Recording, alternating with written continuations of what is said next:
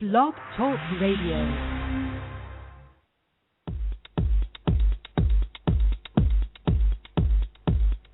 Raw living is a state of mind, a way of being in alignment with your body. Raw living means you put yourself and your body first. Your host, Geeta Sidhu-Robb, is the founder of Nosh Detox, located in the UK. They offer innovative raw food smoothies sold across Europe. You experience it in your skin, your body, and your mind. And now it's time for Living Raw Radio.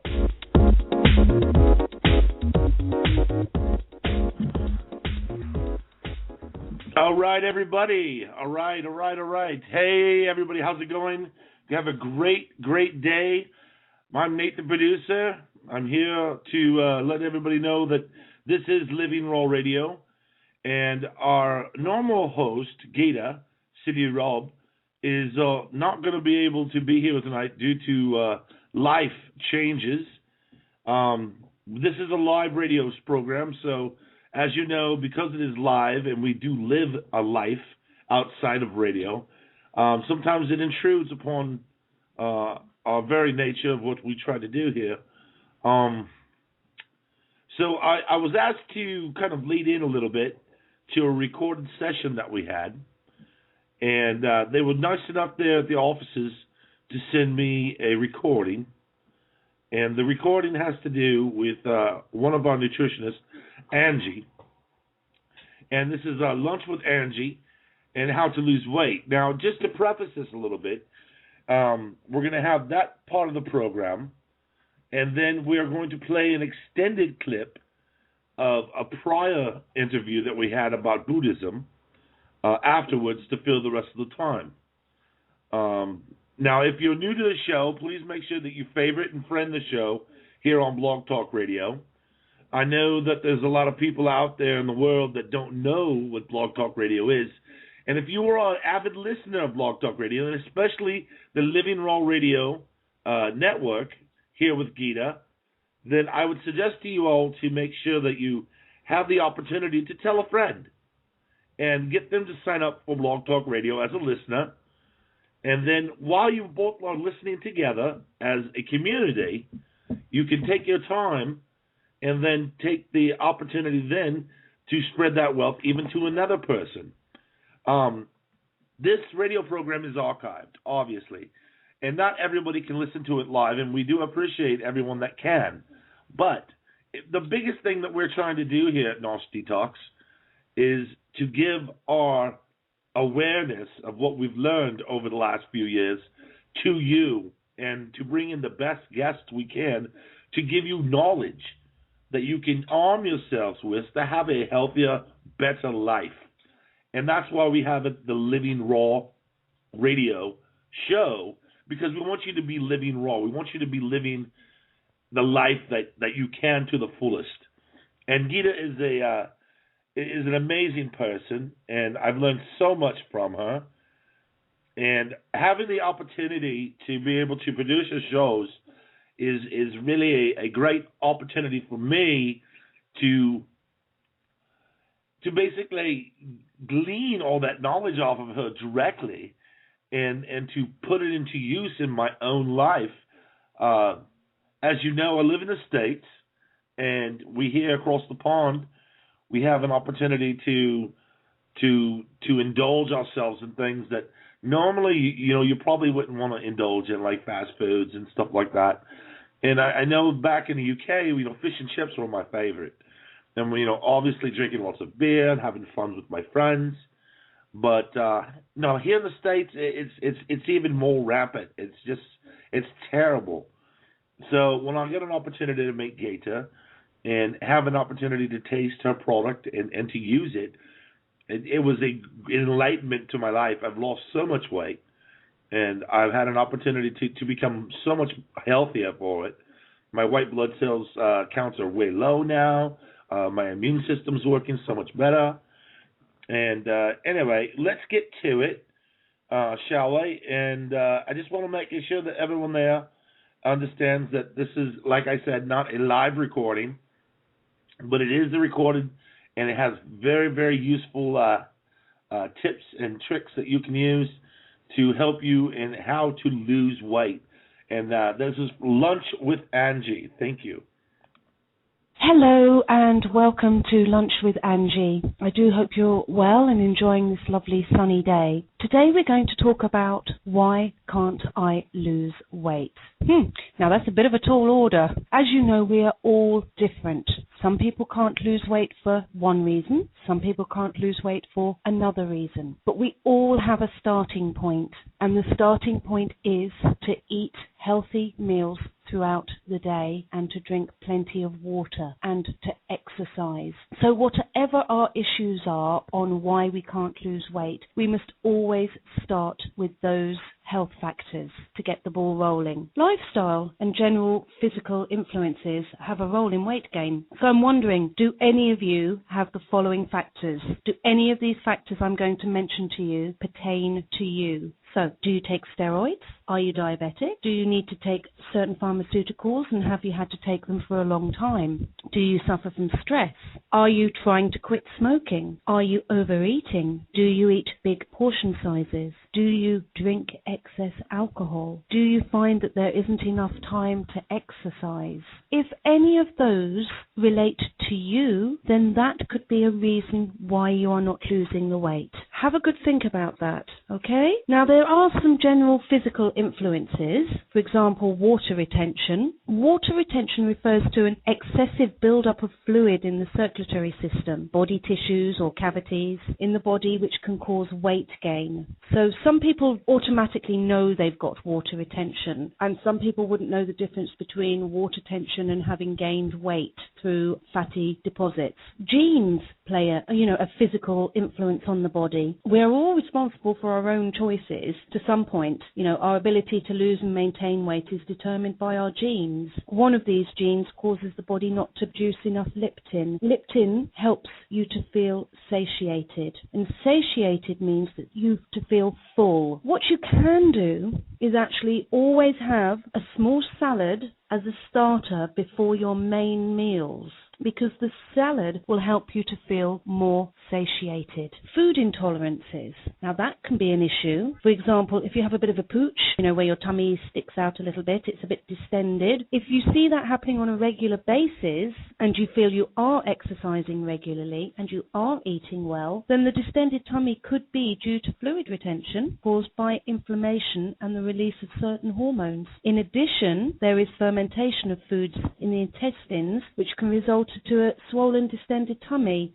Mixing lots of foods together can irritate the tummy, which can cause bloating, and also certain allergies or intolerances can cause bloating. Your metabolism, that can be a big part. Thank you very much for the question that came through. The question was, I've been on a calorie counting diet for 10 days, eating 1,300 calories a day, and have only lost 1 pound. Is it the type of foods I'm eating? Well, the question to this is, yes, it could be, but it could also be your metabolism. Your metabolism turns your food and drinks you ingest into energy. A slow metabolism results in fewer calories burned each day. The fewer calories burned, the higher you risk for weight gain. So if you do have a slow metabolism, you will need to go on a healthy eating regime for longer than others to help you reach your health and weight goals. You do have to keep an eye on carbohydrates. However, carbohydrates are a very important food that we must eat on a daily basis, and one should never, ever not eat carbohydrates.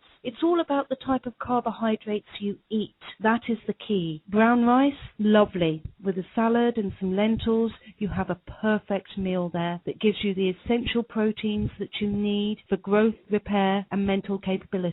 If you eat the wrong type of carbs, I'm sure we all know what the wrong type of carbs are, white bread, white pasta, too many biscuits, too much cake. If you do this on a daily basis, those carbs are going to only give you short bursts of energy, then your energy will drop and you will want to eat more to try and get a more sustained energy. But for example, if you eat brown rice, and short whole grain organic rice is the best rice to eat. If you eat short whole grain brown rice, that is great for sustaining energy, not putting weight on, and it's great for cleaning the bowels as well. So look at the carbs you're eating. Another great complex carb is fruit and vegetables, and juicing, fantastic. So yes, metabolism can play a big part in how long it will take you to lose your weight. Water retention also will play a part in that, and genes and food intolerances. Another physical influence would be hormones. If your ratio of progesterone to estrogen is disturbed, you can find that the excess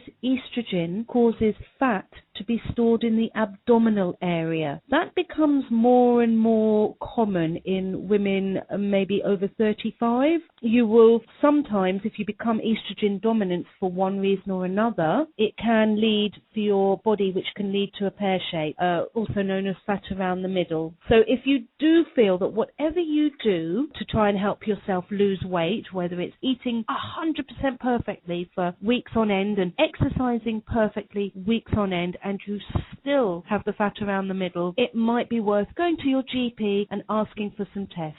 So go see your healthcare provider and say, please may I have a hormone test, because I'm holding on to weight around the middle and it's not shifting. I'm wondering if it's related to my hormones. Once again, I can help you with that if you want. Just email me or call me. So yes, estrogen dominance. As your body struggles to maintain a hormone balance, your body fat becomes more valuable because estrogen is maintained by abdominal fat. So estrogen dominance can also cause the thyroid gland to become sluggish, which is becoming more and more common. In my clinic, I see regularly people who have just been diagnosed or are on the borderline of having a thyroid issue. And it is more common for it to be a low thyroid, a hypothyroid rather than hyperthyroid. So if you have a sluggish thyroid, it can turn to weight gain. So please do, if you need any help with that, do call me. Cortisol, also the stress hormone, tells the body to store fat. So excess cortisol causes weight gain and insulin resistance. High cortisol levels can occur when there is regular stress in your life. So you need to start maintaining your stress levels. If you find that you are somebody that tends to suffer from stress on a daily basis and it has been going on for a long time, you need to look into how you can maintain that stress, as in remove it from your life, maintain the way you act towards the stress, change the way you do it and maintain that pattern so you don't keep on getting the stress, physical and mental feelings that will then create your adrenals to cause a cortisol issue, which will then lead to weight gain and insulin resistance. Make the changes to stress and it might help you lose the weight. The body has wonderful mechanisms that if you help it along, it will help you. Okay, has anybody ever said to you, well, you've been on a tube, would you like a seat, madam? If you are not pregnant and you have been offered a seat on the tube, this might just be a good indication that you have a gut issue. What do? Well, if there's pain as well as the bloating and excess weight, I would recommend you go to see your healthcare practitioner who can advise you on what tests would need to be done and how to eat to get to the bottom of what is causing a gut issue. I've noticed in my clinic that many a person has said to me when I say to them, how long have you had the gut issue? They say, oh, for years. I've just lived with it, really. I've tried this and I've tried that and it hasn't worked. If it's been an ongoing gut issue or weight around the middle or throughout the whole of your body, always go and see somebody in the know. It's highly important. Just looking things up on the internet is not the answer, because remember what I said at the beginning of this call, we are all different, okay? And your GP and your healthcare practitioner, your naturopath, whoever it is you want to see, will help you understand what is going on in your body and help you rectify it. With nutrition, it's not a therapy where you lie back and think of England. For example, acupuncture, massage. These are therapies where you actually don't have to do anything. With nutrition, you do. And that's where a lot of people have an issue. They need to understand that you will reap the rewards if you listen to your practitioner and you do what is asked of you. That is where you reap the rewards. Nutrition is therapy where you have to do something for yourself, and you will learn something about yourself as you go on that journey to heal yourself.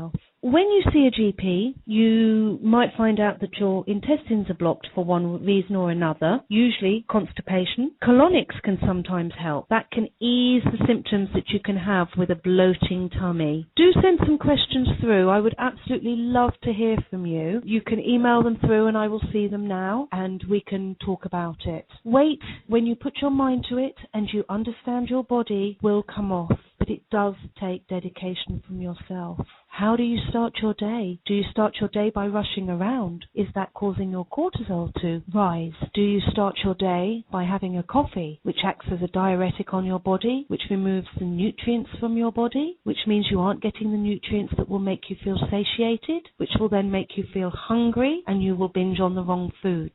One of my favorite rules when it comes to weight loss is what is in your cupboard and fridge at home. If there's anything refined or sugary that isn't fruit, then it shouldn't be there. Your home is your sanctuary and keep it that way. Your body is a temple. Go into your mind regularly and focus on how you should look after that temple. Okay? What is in your fridge? Is cheese in there? Is milk in there? Is a cake in there? How much butter do you put on your bread? Maybe you should go for the non-hydrogenated margarine, organic, for a little while. What's in your cupboard? Do you have tinned fruit in your cupboard that has added sugar? Do you have other tinned foods that have added sugar? Do you buy the fridge soups, the ones that have a short fridge life, that have added cream and sugar? All of this can account to weight gain. When you go to a restaurant, do you accept the bread that comes to the table? Just say no. You can do it. Be brave and just move on from the bread. Bread can really cause weight gain on a regular basis. Croissants can cause weight gain. Are you having a latte? Are you having something similar to a latte? These can cause weight gain. Think about all the milk that is in there. Some people have some very unusual concoctions from some of the coffee shops now that actually have syrup in. That's a no-no in my book. Not only is it not going to help you lose weight, but it's actually very bad for your blood sugar level and very sticky on your insides. So try and avoid those type of drinks if you can. Start the day with freshly squeezed lemon juice in water. Not every day, but some days have that to drink. Maybe have a nice juice. Maybe have some juice days. Maybe have some soup days. Remember how you chew your food. If you chew your food slowly, it's known as soupy. If you get everything in your mouth almost into the state of soup, it's digested a lot better. It's assimilated through the body better. The nutrients are used, and when you use your nutrients in your body, you feel more satiated. If you're a person that craves chocolate, your body's telling you that it needs something, and you've trained your body to get it from the bar of chocolate, but it's the wrong source of nutrients. If you're craving the chocolate, you are more than likely needing to balance your minerals, balance your proteins, and certainly balance your essential fatty acids.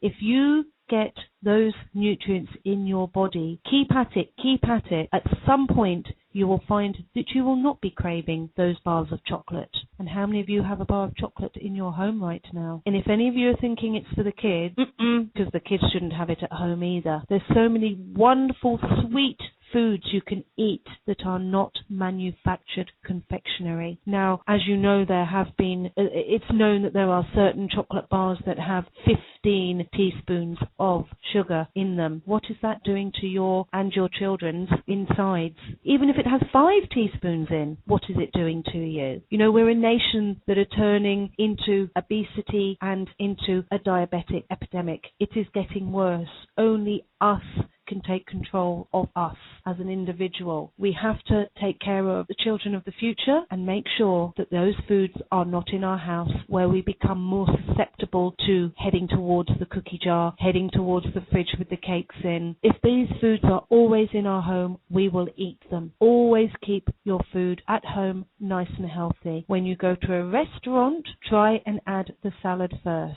to satiate yourself, to alkalize yourself. Look at your portion sizes.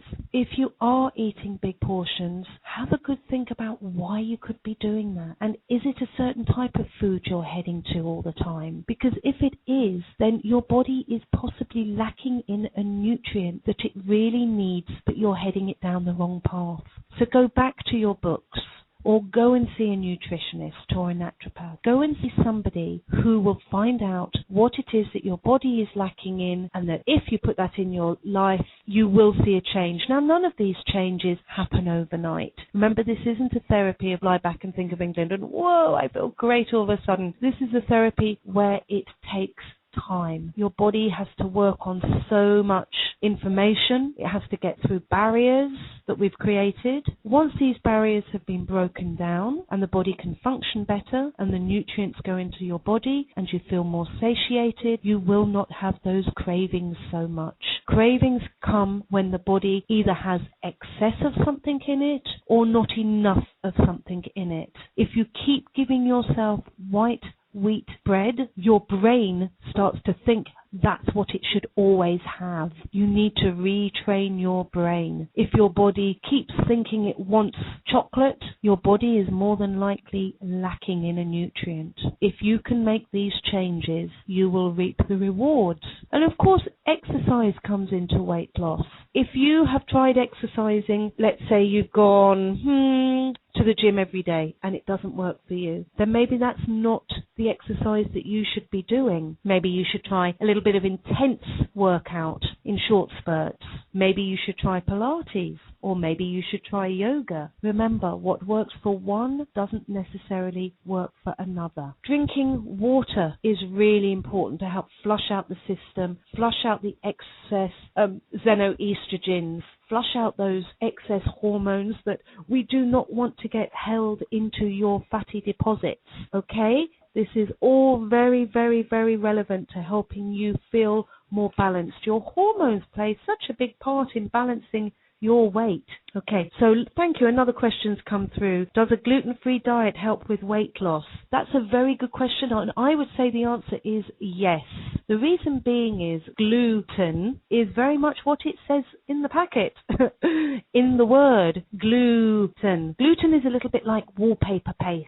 It's like there's a little man inside your intestines coating your intestines with glue. Now, if you can imagine you've got that glue coating inside your intestines, how are you going to absorb your nutrients? You're not. And if you do, not as well as you'd like it to be. Okay? If you're not absorbing your nutrients, you will not feel satiated. And what will that make you do? Go and eat again. So excess gluten does not help. Remove the gluten for a little while and see if that does help. Now, another lovely question's come through. Do you advocate a vegetarian lifestyle? Actually, I do. And but only if you do it correctly. If you do not do a vegetarian lifestyle correctly, you will become ill and you can gain weight. If you do a vegetarian lifestyle correctly, your mind will be clearer, your bowels will be clearer, and it will help you lose weight. Okay? Now, some people do eat just a little bit of meat maybe once a week. That's fine as long as it's free range and organic. If it is not organic, as most of you know, growth hormones are injected into animals. You then eat the meat. Those growth hormones can affect your estrogen levels and other hormones, which on a long-term basis can cause weight gain. Unfortunately, it has been scientifically proven now that the younger generation, who unfortunately eat from takeaways on a regular basis from chicken and chip shops, they eat so much chicken on a weekly basis. Those chickens have been injected with the growth hormones. It is now affecting our youngsters' fertility. Okay, we're going back to the xenoestrogens, estrogen dominance. So the question was, do I advocate a vegetarian lifestyle? Yes, I do, as long as you do it correctly. Okay, if you need help with that, you're more than welcome to come for a consultation. Okay, I have another question here. Whoa, it's a long one, but let's see what we can do. Somebody says that they go to the gym most days and can't lose the fat tummy. Well, my love, basically everything I have said, if you put that into place, let's see what happens. Watch that space. Watch that tummy space and let's see it go. Okay, so this person went to the doctor and saw a nutritionist, and they all say her weight is okay. It says my weight is okay, my size and my age, but I'm not happy with that. Without seeing you, and I cannot judge, I'm afraid. If I could see you, then we could talk. So good luck, and I hope you lose the weight that you need to lose. It's important that we do not go underweight. because then you will become malnourished. Okay? Do not starve yourself. Those diets do not work. Okay? If you are somebody that stops eating lots and lots of foods, for example, carbs and good essential fatty acids for a long period of time, and then you reintroduce them, it's not a good diet. If you starve yourself, your body goes into starvation mode, and then it holds on to everything for dear life to make sure that you do not starve to death. It's a natural mechanism. That's why, very sadly, you see in third world countries children who are literally starving to death, who have pot bellies. Their body is frantically trying to hold on to whatever it is to give them the nutrients and to stop them from dying. So the point I want to make here is, please do not starve yourself. It is not the answer. The answer is to eat a well-balanced diet. And then if you know you are healthy and you have been eating well, you could go on a juice fast because it has all the nutrients in, and that will help. If you do have any questions, please do call or email, and when I have time I shall definitely answer your question for you. And please do keep sending in the questions while on the Lunch with Angie. I love them coming in so I can help you on a more personal level. I look forward to listening to you, speaking to you all next week. I can see another question has come through. I shall answer that on a personal level. Okay, so have a happy day and speak to you next week. Thank you. Bye.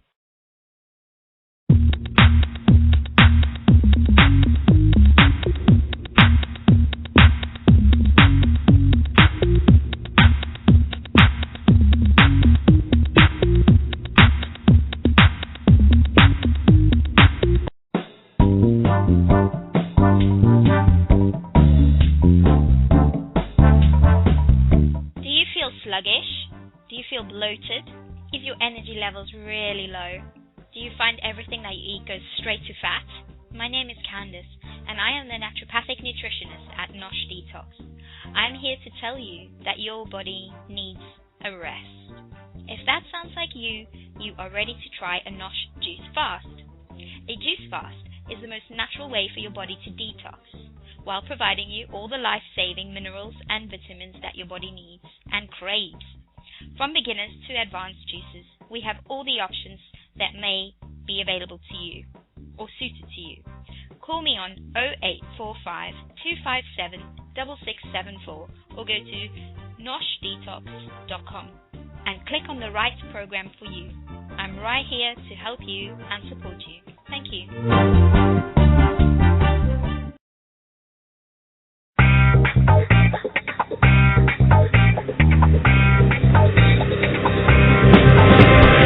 Nosh Detox is an award-winning company for your ultimate health improvement. Nosh Detox system works on all areas of the body, having dealt with thousands of clients whose health dramatically improved within days. For more details, visit noshdetox.com. noshdetox.com.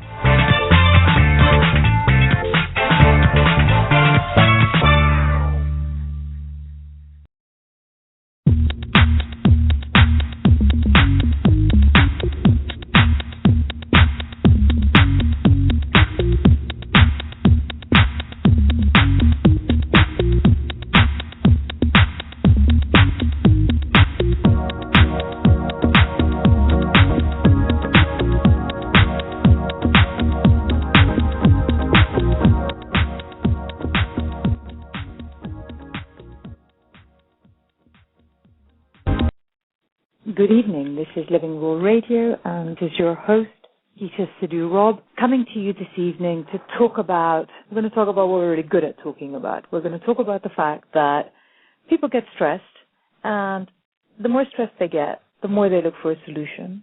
And the more that they look for a solution, the more that you have to get raw in order to uncover the solution. I know, it sounds really corny, but you really do. You have to get down to what stresses you, what's causing the problem for you, what is it that doesn't work for you? Because if you can work that out, then you have a solution. You can implement it, you can make it work, and you can see what happens going forward.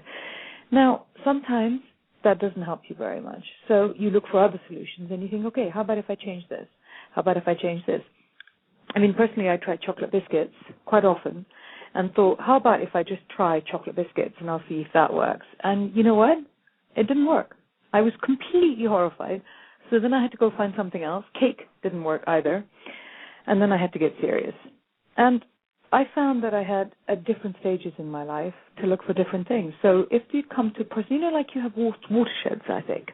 You have certain watersheds. They used to call it, it's a well-known phenomenon. They used to call it things like the 7 ages of man, and that's why you have a teenage, you have a midlife crisis, because each element of life and aging that you go through kind of has its own trials, it has its own tribulations.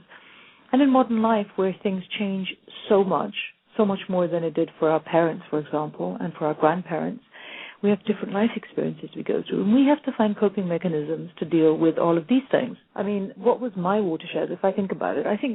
Going to school is a watershed. Coming out of school is a watershed. Going to university is another one, right? And when you are looking at how your first date's a watershed. Your first relationship's a watershed. Your first divorce is really a watershed. The one that says, we're not going to do it again. There's lots of watersheds. I mean, what did you do to find your way through your watersheds? I don't know. I think that there are different things that you can and can't do. I found that, I was going to say, actually, that I read a lot, and I found that was my form of escapism, that if I could escape, then I find it easier to cope with the whole place. I have my best friend, eats a lot. She looks at a stressful situation, and it looks back at her in the shape of food, frankly. She sits and eats her way through the entire process.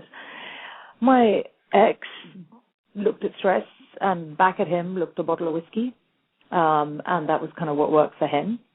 My teenage son looks at stress, and what looks back at him is his computer, and he thinks that's great. That's exactly how he wants to cope. So who are we to judge? I mean, whatever works, that's fine, because if it works for you and this is what works, I think you should do it. As long as it doesn't hurt anyone, doesn't cost you too much money, and you don't put on, too much weight, because buying a new wardrobe is deeply boring, then that's all good for me. The thing about change, really, is that in my experience, you tend to find that women embrace change a lot more, and they embrace it in their lives and their personas and in their friendships more. I'm not sure why that is. And I think that comes down to a couple of things. I think it's because they can talk to their friends and they say, I don't like this. I don't like where I am. I don't like how I feel. I don't like him. I don't like her. And you get instant feedback, because your friends will sit there and say, well, I like him. I like her. I think you're wrong. I think you're right. Let's go get drunk, or whatever it is that your friends say for you. But being able to air your emotions almost forces you into some kind of situation. It used to be that when you broke up marriages, it was almost always the women that left. And even now, I think it's unusual for men to leave relationships, because they tend to leave to go to someone else, whereas women will embrace change just for itself. So in Nosh today, we get a lot of women writing into us saying, I don't like what I'm doing and I want to change. I don't know how to do it. And when we ask them why they want to change or what they're doing, because, we deal with food, we deal with health, we deal with wellness, what we're saying to them is, what stresses you out right now? What stresses are you under? Why are you stressed? What's causing these problems? And we're finding that what they're saying is that they're finding it difficult to manage where they are today. And if they're finding it difficult to manage where they are today, they kind of think that if they go somewhere else, it will be easier for them to live with what they're doing. And, it's like, is it the turtle or the tortoise? You carry your back. You carry your whole life on your back. It goes where you're going. So you can change every situation you're in, but you're not going to change basically who you are, and you take yourself with yourself. So I've always found that a really interesting concept. And when I came from a really traditional background, and you kind of were supposed to do what you were meant to do, when you were meant to do it, and how you were meant to do it. And if you didn't do that, it was quite difficult. And I found that going through change for me was very hard, because I could only go through change on certain rules and regulations that I've been taught. You have to do this, your family is this, you are this, your reputation is that, your behavior must be like that. And I kind of didn't get very far. I got to my early 20s and thought, this is just such rubbish. I can't cope with change and these regulations. One thing or the other has to go. Either I don't change and I slowly die, or I change, but then I can't do what I'm expected to do. And I don't know how many of you have felt like that, but I think it's a choice that we have to make again and again. And then if you're a woman, you've got to add to that the layer of being a mother. You've got to add to it the layer of being a wife or a partner, and the layer of being a friend. But those two things add a huge complexity to the situation, because whose happiness do you put first? Yours? Theirs? Somebody else's? We could find a random person to put their happiness first too. But it's like the British Airways, the airlines, when they have the oxygen mask. Who comes first? You put the mask on your face first, and then you go to help the person sitting next to you. And we don't do that as women. It's just not culturally bred into us. So we find ourselves putting up with huge amounts of stress. We find ourselves putting up with huge amounts of rubbish, and sometimes abuse, and sometimes difficulty. And you say, why are you doing that? Why are you living in this life? Why are you staying here? And you're saying, well, it's because it's for the kids. It's because I'm too scared to be on my own. It's because I don't know what I would do if I didn't have this to do. And I'm not judging that. I mean, I'm a really, I've done those things myself, and I'm a great believer in the fact that you should try and take the easy way out as long as possible, until suddenly you wake up one day and realize it's not the easy way out. And it's been really, really painful, because you have to pay consequences, unexpected consequences that you didn't think of. So you can stay in an unhappy marriage and not think that it makes any difference to you, but it is. It's making you sick. It's making your kids unhappy. It's bringing you out in a rash. Or you can be in a job you really hate. Your hair starts to fall out. You lose weight, or you gain loads of weight because you just eat so much. These are all things that we do as coping mechanisms. So my guest today is somebody who I find fascinating, because I went through a divorce, and I don't know I think my coping mechanism was to yell really, really loudly for about a year and a half every time something went wrong. I dealt with it badly. I'm hoping the children will forget as they get older. And I worked all the time because it just kept me busy. So I didn't have massively intelligent coping mechanisms, I don't think. But, there are people that find better ways to do it. There are people that can cope better. They look for other solutions. They look for how, they can work with their lives better. So today's guest is an amazing woman, and Emma went through personal trials and tribulations, and she was a mother, and she found that she just needed to find different strategies to cope with her life. And Emma became a Buddhist. Now, I'm Indian, and that never occurred to me. I didn't know anything about it. I didn't know how to look to go and become a Buddhist, because there wasn't anybody in my vicinity of friends that was a Buddhist. So possibly that's why it never came up.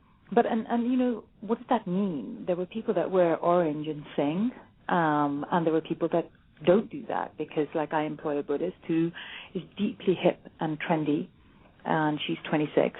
And so where in that would I have found some comfort? I don't know, but I know a woman who does. And Emma will come on, and hopefully is out there and is going to come and have a chat with us about this. Is Emma there? Hi, I am here. Hello. Yay! There was a minute there where I thought, oh my God, I've lost Emma. No, I'm here. Hi. Did you get to hear some of my intro? I did. I heard all of it, and it's great. It was great. Well, no, it was a very round segue around this happens to everyone. Yeah. And yet, can you tell me a little bit, because you were an actor when you were younger, right? Yes, I started acting, I think, at about 18, And I was very fortunate. I did a lot of telly and film, and I was with the National for a year. And then my husband and I split up. And because I was always filming away, I just decided that, I had 2 small children, and I didn't want to leave them. So I was very fortunate that voiceovers for TV and radio commercials took over. And I was able to do that. What? Sorry, say that again, Emma. What took over? Voiceovers. Voiceovers took over? Yeah, voiceovers for radio and TV commercials. But you make that sound effortless. Sorry, there's a whole story in there. So you were acting and you were traveling a lot. I was acting, and I was, because you go on location, and I had actually, because the children were quite little, I actually tried to wind down doing as much because I wanted to be at home with them. And how old were they? Oh well, when my husband and I separated, my son was 3, and my daughter Sadie was 4.5, nearly 5. So they were very little, and that's really tiny, isn't it? That's very tiny. That's very little. So I just, I wasn't happy at the time, so I didn't really want to go off and leave them. And I kind of needed to be at home with them. So I was able, luckily, amazingly, fortunately, I did a voiceover for a TV commercial just as a test for someone. And the client What made you loved think it. of it? They just came and said, would you do a voiceover for this? They said, they just said, would I do this test for them? So I did. But the clients liked it, and they used it. So I thought, oh gosh, that's quite good.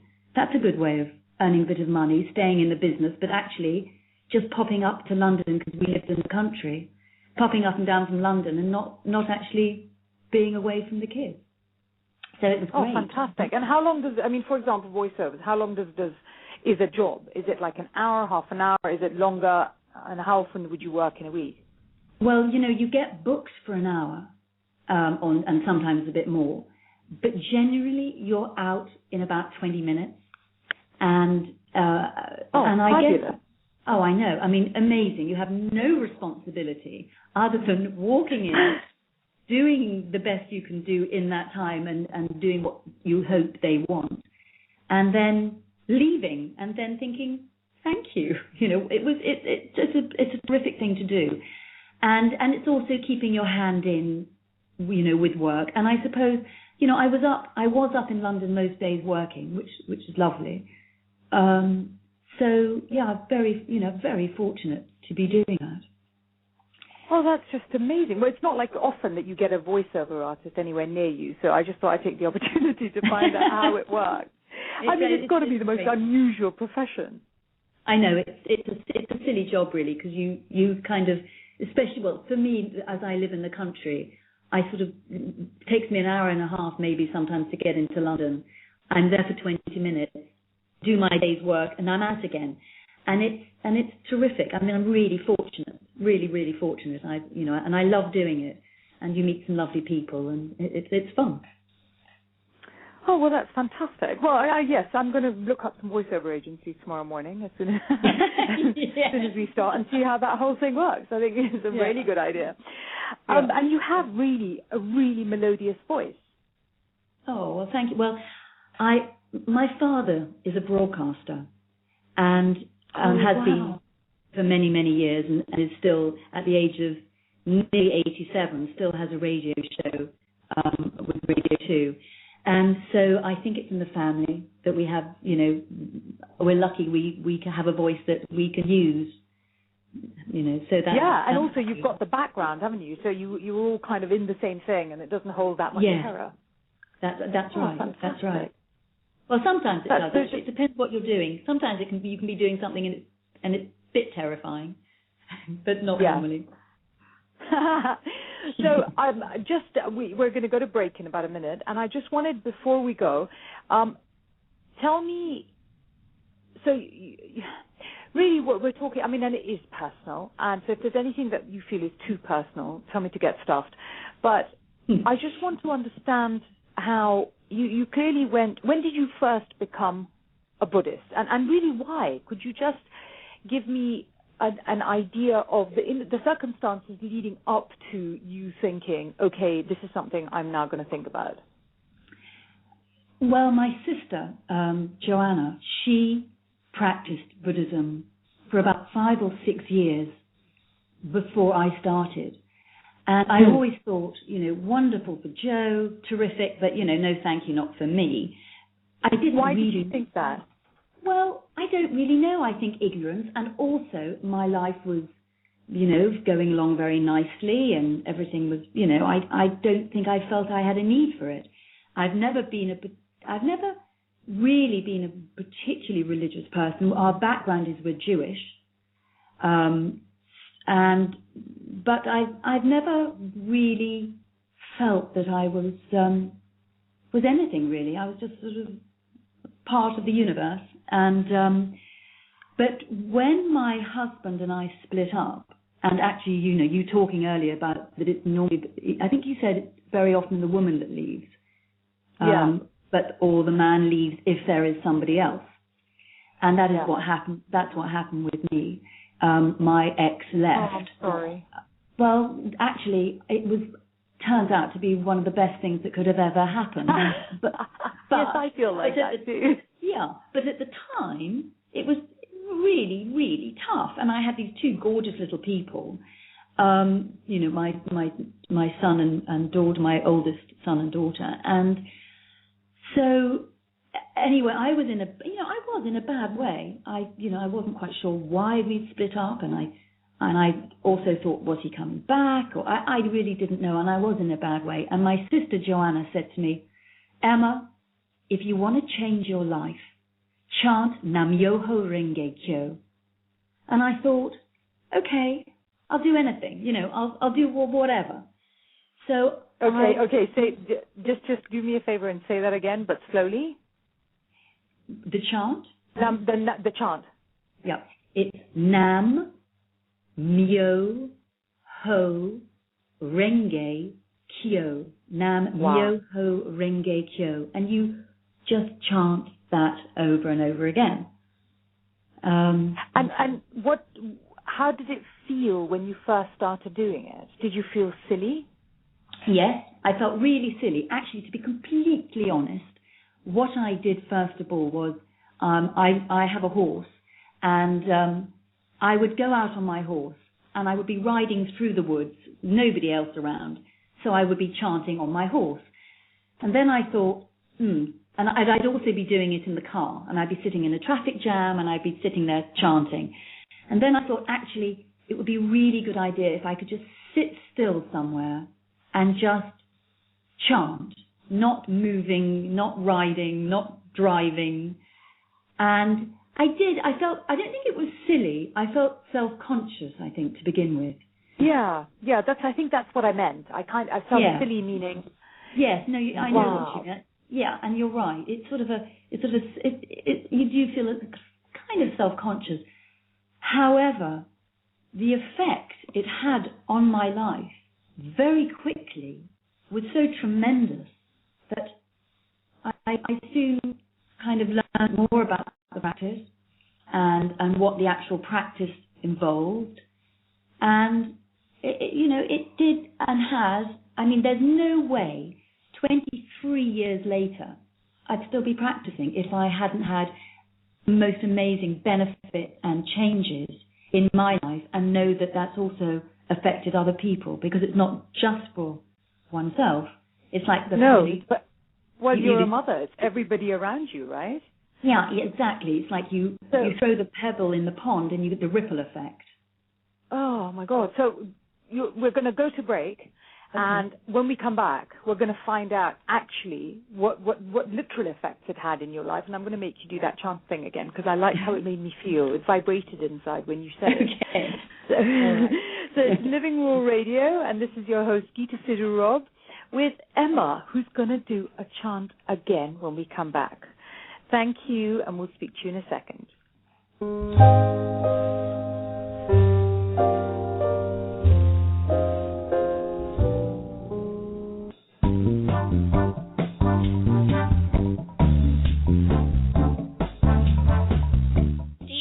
sluggish? Do you feel bloated? Is your energy levels really low?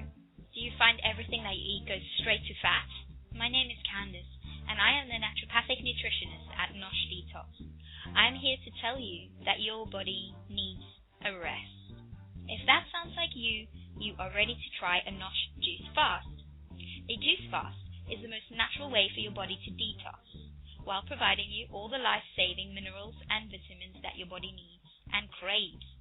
From beginners to advanced juices, we have all the options that may be available to you or suited to you. Call me on 0845 257 6674 or go to noshdetox.com and click on the right program for you. I'm right here to help you and support you. Thank you.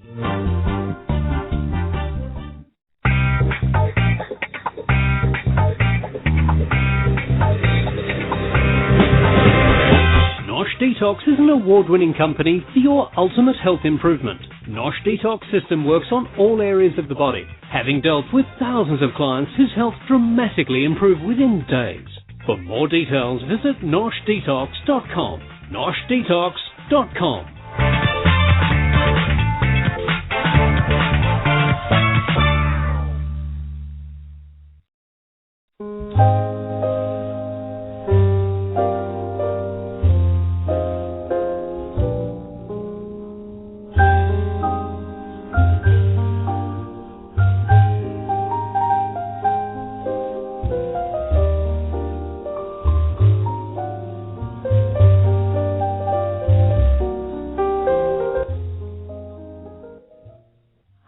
Welcome back, and it's Living Raw Radio with your host, Geeta Sidhu-Robb. And with me tonight, I have a brilliant woman called Emma. And Emma is talking to me about, well, Emma, I was going to say, because I've got you down as Emma Jacobs, but you're also Emma Gregson-Williams. Yes. Which one do you prefer, or is it just that one's your married name and one's your working name? Exactly. Jacobs is my working name, and Gregson-Williams is my married name. So cool. So we're talking about how you turned into Buddhism, basically, from feeling really, really, lost and bereft and a very difficult time for you when you were there with two small children, and because your sister was a Buddhist. And you did that chant. I mean, you said the words, which I thought were really interesting. I wanted to get you to say them again. But what I was finding really interesting is that you said that when you saw your sister as a Buddhist, there was a place where you just thought, gosh, no, not me. But did you ever, I mean, it's not like you visibly see signs of Buddhism, is it? Because as you said, you aren't the people that wear the orange rose and things. So how did your sister's Buddhism manifest itself for you to understand she was Buddhist, if that makes sense? I think actually what it was that she, I didn't really know an awful lot about it. It was out of total ignorance. And I think it was, she'd go to meetings, I think, because there's so many people actually in Britain that practice this Buddhism, as there are all over the world. And you go to meetings and you can go to, there are all sorts of things happening that you can go to. And I think I just thought, I don't know, I did see that her life had really opened up and things were moving and happening the way she wanted them to. So that was all great. But I think I actually felt, I don't think it was really on a reflection of Joanna. I think it was more a reflection on me, thinking my life's great as it is. I don't need anything. And you kind of don't know what's around the corner. Or I certainly didn't. Yeah. So I think that it was actually, yes, it was more a reflection of me, not Joanna. Of her. So are there different kinds of Buddhism? There are loads of different kinds of Buddhism, actually. Buddhism is quite an umbrella word, and I think a lot of people, understandably, think of Buddhism as, the people who will shave their heads, wear, orange robes, and be a monk. I have to say, as I keep saying, I'm Indian, so in theory you'd expect me to know more, and I don't. Frankly, I know that there are Buddhists that do the Indian chant, the orange robe chanting thing, and then I have my designer who's been Buddhist since she was 16 and is vegetarian, and that's the only manifestation. So, what kind of Buddhist are you? And what is there a difference between the various kinds of Buddhists? Well, there that's is. a stupid question. Clearly, there are differences. I suppose I'm asking, what's the difference with you? And is it a sect or is it a what do you call it? It's an organization called the Soka Gakkai, which is Value Creating Society, and and we are the back in sort of 1222. This wonderful man called Nichiren Daishonin, who is somebody that we read all his readings, and everything that he wrote back then kind of really works for us all now. There are lots of letters he wrote to his followers then, and it's extraordinary. But it's very much for anybody and everybody, from lawyers, doctors, road sweepers, actresses, housewives. Yeah, it's a great leveler. It is absolutely. So it's a great leveler, and it's it's. I think what attracted me most of all to it is this practice is about taking responsibility 100% for your own life, and I think very often we go through life kind of blaming other people, other things for a situation, whatever that situation might be. If it hadn't have been for him or if it hadn't been for her, this wouldn't have happened, or, whether it's in a relationship of any sort or anything really. And actually, really it's down to us. And I think that's what really appealed to me, rather than praying to a god or to something. This Buddhism is all about you and taking responsibility for your own life. Now, why would that make you feel better? Surely, if you're feeling really appallingly bad and you've been left and you've got 2 small kids, doesn't it just make you feel better to want to kill people? No, actually, it kind of empowered me, thinking, actually, I changed my life. I don't. Actually, say that last bit again. I was saying that it empowered me, because I then thought, I can change my own life. I can be in the driving seat. I can do this. It's down to me. And actually, my sister gave me this just sort of 6 lines of something that the president of our organization, who is in Japan, he wrote something, and Joanna found it and gave it to me. Can I read it to you? Yes, please. I'd love you to. If I ask you to repeat something, it's just because there's a little bit of static, and it would be lovely. We can clean that up later, but it'd be lovely to hear it all. Okay. It is, anyone would think that victory is impossible, and that's probably how you feel right now. But don't forget this marvelous Gehonzen we have.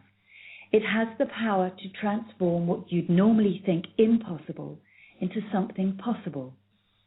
Those who give up before they try, thinking that it's impossible, don't really know the power of the mystic law. Only people who can bring forth the mystic law's power can succeed at anything they try. And that's made me think, I'll have a bit of that. Wow, that's awesome. And you sort of want to put that up on a wall and look at it every day, don't you? I know. I did look at it every day, thinking, I can change my life. I can be happy, because that's what we all want to be, is happy, and create happiness for others. So you looked and thought, okay, here I am, and I'm not. But that takes a lot of courage. It did, because in order for you to work out, you had to stop and think, I'm miserable, I'm unhappy, and not use any stress avoidance tactics. Which, as I said in the beginning, frankly, I did try chocolate, and then I moved on to cake, and I found that none of it really helped, but I made a dedicated effort. So you were really brave, and I think you're glossing over that, because you sort of looked at it and thought, no, I'm really miserable, and I don't like this, and there must be a way to make me feel better. And as so often happens, then the universe does give you something that you think, okay, I can do this now. But you still took charge, didn't you? and that's from you. You took that first step. I did, and I think it was because I just felt that, well, my mother and my father divorced when I was quite young, and my mother's mother wasn't their marriage wasn't very happy, and also a very big thing in our Buddhism is about karma, about things that you typically done in the past, you will reap the benefits or not benefits, at some point, and it's about changing one's karma, because you don't know what you did in your last lifetime, for instance, and there is a saying in Buddhism, if you want to know what your last life was like, look at your life now. So if you're suffering in one particular area in your life, then maybe in your last lifetime, for instance, or maybe in this lifetime, maybe you haven't made some very good causes, so in that area. So I thought, well, there is a theme here, and my sister also, she had split up from the father of her 2 children. And I just thought there is very much a theme running through this, our family. And I thought, I have got to change it. I have absolutely got to change it. That's amazing. So what you did is you looked at this and you thought, right, hang on a sec. I'm looking at all of this and I actually refute this. I've decided that this is not going to be my life. And you kind of drew a line in the sand and thought, I'm going to try and change this. I did, but I have to say, there was an awful lot of stress and there was an awful lot of unhappiness. And, it wasn't that I was this warrior that was like, I could just get on with my life. I was deeply, I was sort of, broken, really. And so... Well, because you would have been, because if someone leads you, what you end up doing is questioning what you did wrong, don't you? Absolutely. And it doesn't matter if you didn't do anything wrong. It's almost better if they leave someone than for no one, because if there's at least someone, you can find somebody to blame almost. But if you get left, you're never going to look, you're always going to kind of, and then you get wary of relationships, because you think, well, if I have another relationship, will you leave too? Am I prepared to commit to this, knowing that this might happen? And then you go through with sort of one eye closed, always thinking, I'm not going to commit 100%, I'm not going to commit 100%. Yes, no, you're absolutely right, and because you can take sort of a lot of luggage with you through life that you might not actually want to take. So I just really felt, I just knew that if there is wonderful Buddhist practice that can change your life, and that you can get into the driving seat, and it changes your life, and it can really affect all the people around you, I thought, well, I'm going to go for it because I've got nothing to lose. And I thought, well, if it doesn't work, it doesn't work. But I did instantly, as I started chanting, I really did feel the difference in my life. I mean, I used to be very much, which I kind of still am, but I can keep a lid on it a bit. I'm very ruled by my heart. Sorry, just say that last bit again. You're very what with your heart? I'm very ruled. My heart rules my life sometimes. My heart, I'm very, and I very quickly started to be able to use my sort of wisdom rather than just my heart. And that for me was huge because I felt more in control. And then of course the minute you change or one changes, your environment changes. Things change. And it's almost a miracle, isn't it, how that happens?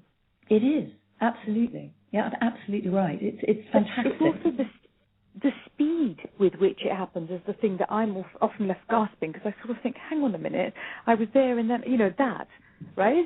Yeah, it does. And I mean, for a long time, I was hoping that my marriage my husband and I would get back together again. And, but I kept being shown things. I kept finding things out or being shown things that were sort of saying, well, are you sure you really want this? Because look at this. And because I didn't really understand, I didn't understand what was quite going on.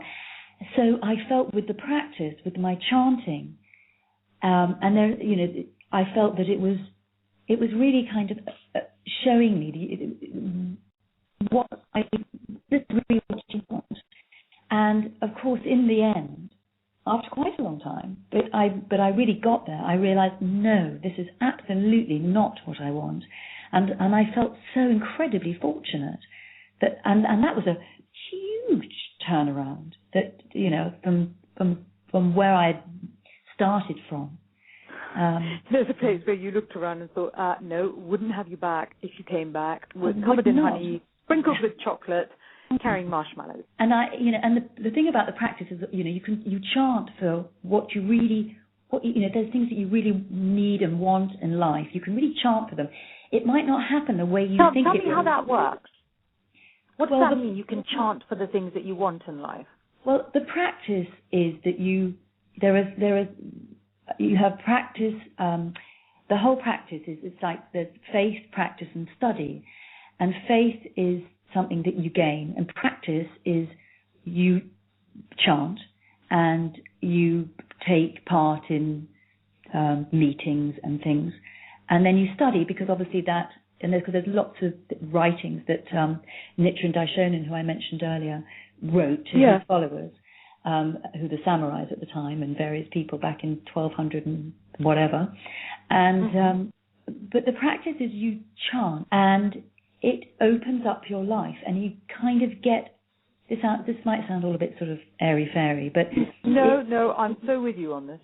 Well, you get into kind of the rhythm of life, really. It kind of, it's like if you're off the railway tracks, sometimes you feel like your life is off the railway tracks. Well, this puts your life back on. And so for others, if you have somebody who's ill in your family, or if you're not well, or so Emma, so hang on, sorry to interrupt. So what you're saying is that, for example, that if I'm worrying about something, like, I don't know, I have a teenage whose son who's going to go into O-levels or something. Yeah. And and it is very prosaic, I agree, but on the other hand, that's a huge issue for me, because it matters to me how he does. I think I care more than he does. In fact, I'm pretty positive about that. Right. If I sit here and instead of worrying about it, I can be holding an intention for his best good to come to him, or for him to be happy and well and all that, and to do well. I'm Indian. It would have to be holding the intention for him to do well. I think otherwise I'd probably die of shock. And then I would chant for that. Yes, you can chant for anything you want, and anything you want in life. And there are two kinds of benefits. You get the job, you get the boyfriend, you get the house, you get the car, whatever it is. But there's the non-conspicuous benefits, which actually the more important ones, which are the changes, the sort of human revolution that we call, the real things that you change in our lives, that are deep in our lives. Like, I am now, for instance, I'm really, really happy and in my marriage, and I've got a wonderful marriage now. Yeah, I'm going to come to that. I'm going to go to another break, and then I'm going to talk to you.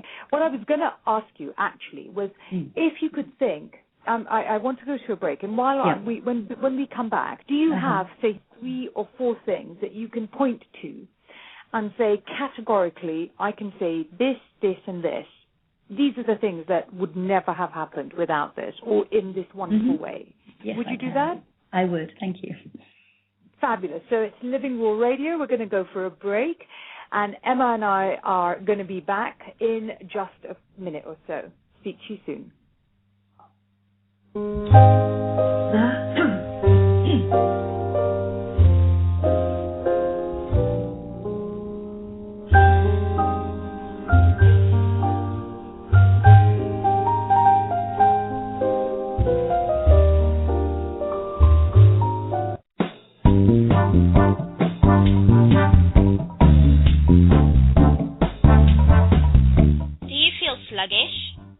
Bloated? If your energy level's really low, do you find everything that you eat goes straight to fat? My name is Candice, and I am the naturopathic nutritionist at Nosh Detox. I'm here to tell you that your body needs a rest. If that sounds like you are ready to try a Nosh juice fast. A juice fast is the most natural way for your body to detox, while providing you all the life-saving minerals and vitamins that your body needs and craves. From beginners to advanced juices, we have all the options that may be available to you or suited to you. Call me on 0845 257 6674 or go to noshdetox.com and click on the right program for you. I'm right here to help you and support you. Thank you.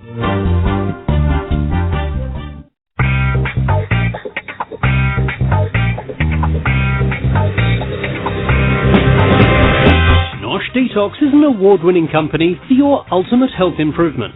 Nosh Detox system works on all areas of the body, having dealt with thousands of clients whose health dramatically improved within days. For more details, visit noshdetox.com. noshdetox.com.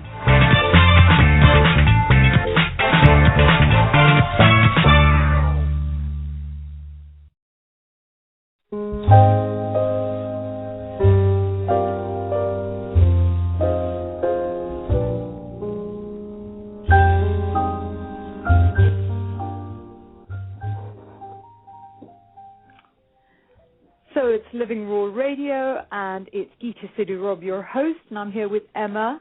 And Emma and I are having seriously the best time here, because what we've done is we've been talking about Buddhism. We're talking about something how many people out there, tell me one of you that will put your hand up and go, yeah, I really know. Well, okay, one of you will. That was a bad example. Let's just say lots of you. I'm just hanging myself here. You just don't know about it. You know people that are Buddhists, but how often you manage to collar someone and talk to them who are as interesting as Emma and who have the nicest voice? I have to keep reminding myself I'm not meant to float off while I'm listening to her, because that's bad.